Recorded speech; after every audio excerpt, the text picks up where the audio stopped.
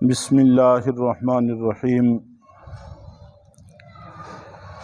افطار کی فضیلت ارشاد فرمانے کے بعد فرمایا ہے کہ اس مہینے کا اول حصہ رحمت ہے، یعنی حق تعالی شانہ کا انعام متوجہ ہوتا ہے، اور یہ رحمت عامہ سب مسلمانوں کے لیے ہوتی ہے۔ اس کے بعد جو لوگ اس کا شکر ادا کرتے ہیں ان کے لیے اس رحمت میں اضافہ ہوتا ہے۔ لئن شکرتم لازیدنکم، اور اس کے درمیانی حصہ سے مغفرت شروع ہوتی ہے، اس لیے کہ روزوں کا کچھ حصہ گزر چکا ہے۔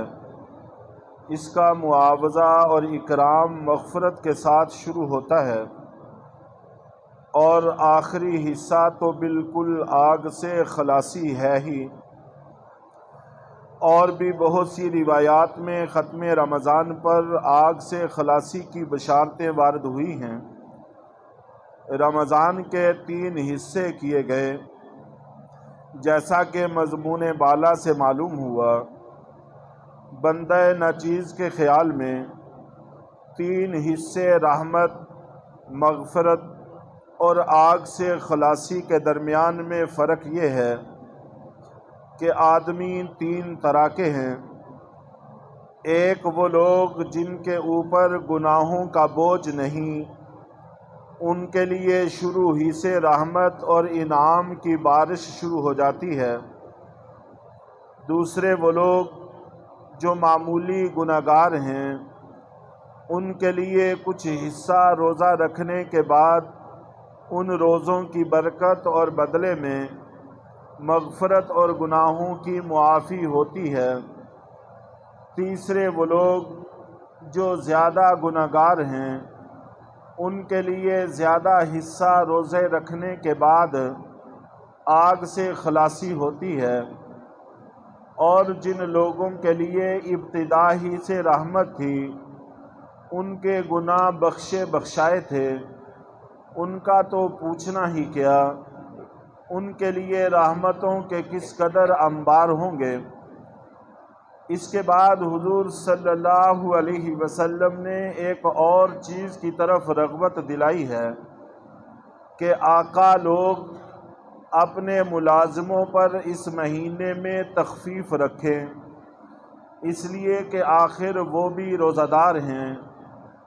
کام کی زیادتی سے ان کو روزہ میں دقت ہوگی، البتہ اگر کام زیادہ ہو تو اس میں مذائقہ نہیں کہ رمضان کے لیے ہنگامی ملازم ایک آدھ بڑھا لے، مگر جب ہی کہ ملازم روزہ دار بھی ہو، ورنہ اس کے لیے رمضان بے رمضان برابر ہے۔ اور ظلم تو یہ ہے کہ خود روزہ نہ رکھے اور روزہ دار ملازموں سے کام لے، اور نماز روزہ کی وجہ سے اگر تعمیل میں کچھ سستی ہو تو برسنے لگے۔ وَسَيَعْلَمُ الَّذِينَ ظَلَمُوا أَيَّ مُنقَلَبٍ يَنقَلِبُونَ، اور ان قریب ظالم لوگوں کو معلوم ہو جائے گا کہ وہ کیسی مصیبت کی جگہ لوٹ کر جائیں گے۔ مراد جہنم ہے۔ اس کے بعد نبی کریم صلی اللہ علیہ وسلم نے رمضان المبارک میں 4 چیزوں کی کثرت کا حکم فرمایا۔ اول کلمہ شہادت، احادیث میں اس کو افضل الذکر ارشاد فرمایا ہے۔ مشکات میں بروایت ابو سعید خدری رضی اللہ تعالی عنہ نقل کیا ہے کہ حضرت موسیٰ علیہ السلام نے ایک مرتبہ اللہ جل جلالہ کی بارگاہ میں عرض کیا کہ یا اللہ، تو مجھے کوئی ایسی دعا بتلا دے کہ اس کے ساتھ میں تجھے یاد کیا کروں اور دعا کیا کروں۔ وہاں سے لا الہ الا اللہ ارشاد ہوا۔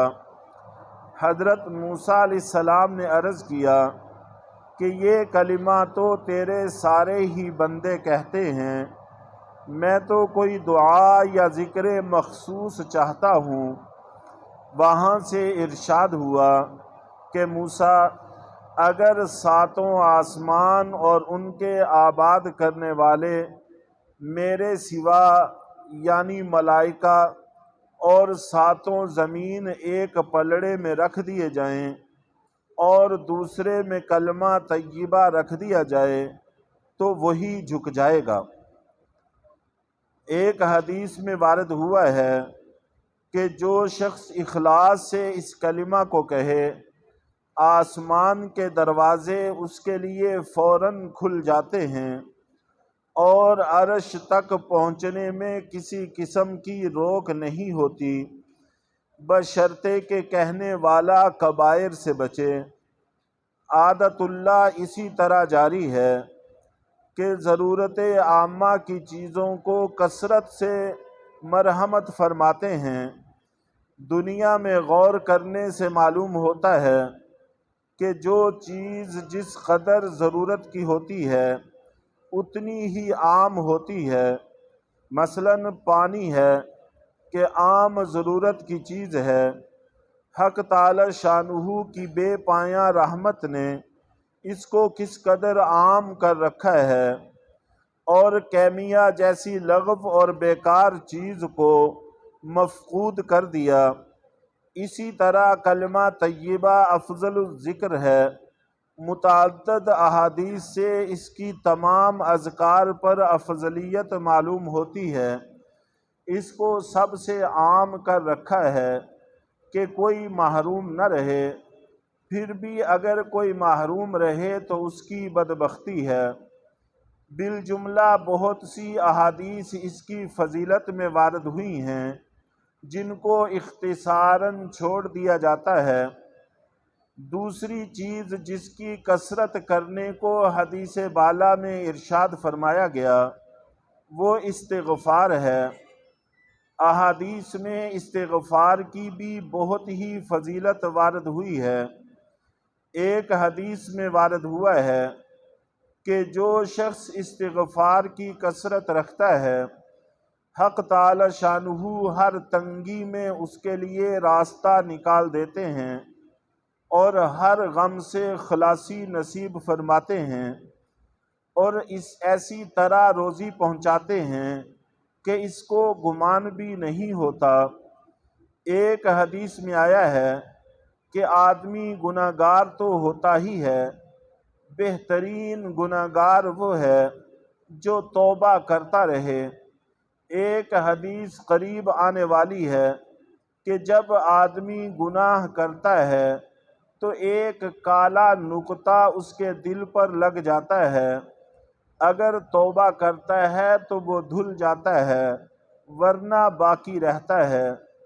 اس کے بعد حضور صلی اللہ علیہ وسلم نے دو چیز کے مانگنے کا امر فرمایا ہے جن کے بغیر چارہ ہی نہیں: جنت کا حصول اور دوزخ سے امن۔ اللہ اپنے فضل سے ہم سب کو مرحمت فرمائیں، آمین۔ الحمدللہ رب العالمین والعاقبۃ للمتقین والصلاۃ والسلام علی رسول